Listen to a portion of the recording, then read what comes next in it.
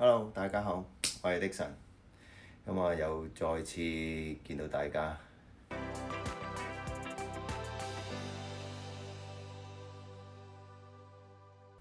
咁今次記住訂閱我嘅頻道啦，撳隔離個鐘仔啦。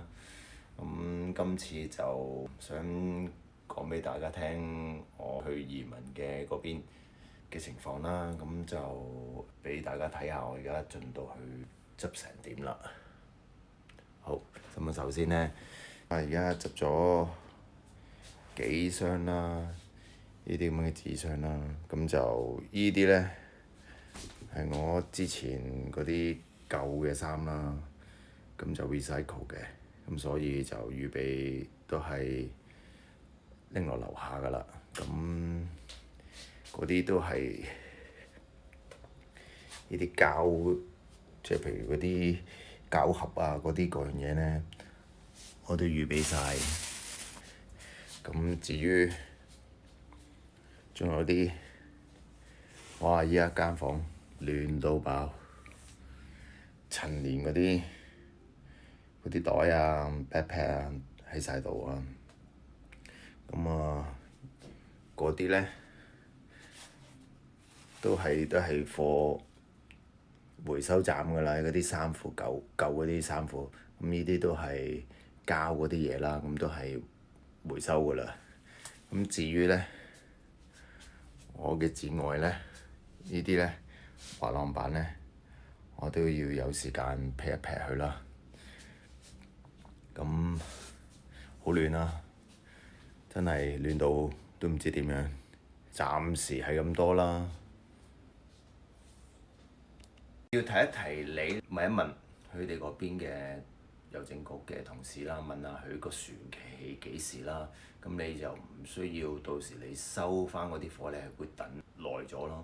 因為好似咧，佢每個月得2班船期嘅，咁就你要去之前咧，你要問一問某間郵政局嘅同事啦。咁就問下佢哋嘅船期係幾時啦。咁就你就預1個禮拜前咧，搬過去就比較好啲咯，因為佢始終個係船期咧，要安排你上船咧都要輪候嘅。如果你上唔到船咧，就要撥咗落去下次嘅船期嘅，所以要知道呢樣嘢，要趁1個禮拜前就要去搬咗落去寄咗先咯。咁同埋如果你話，如果因為日本咧，佢可以去到最重咧就要30kg 都可以嘅。咁某啲國家我就唔係咁清楚啦。咁我就所知日本就係最可以就30kg可以一大箱搬過去嘅。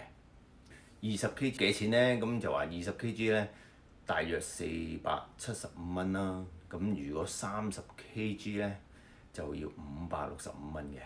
咁最緊要有一樣嘢呢，如果譬如你用30kg嗰啲呢，咁大箱呢，就要呢，你一定要 check 清楚，真係要30kg。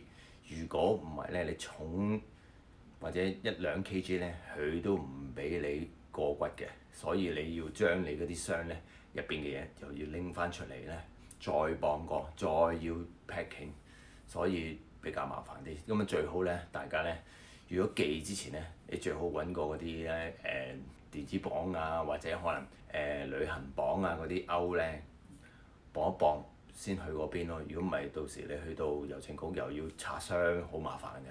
咁啊，所以就記住呢樣嘢咯。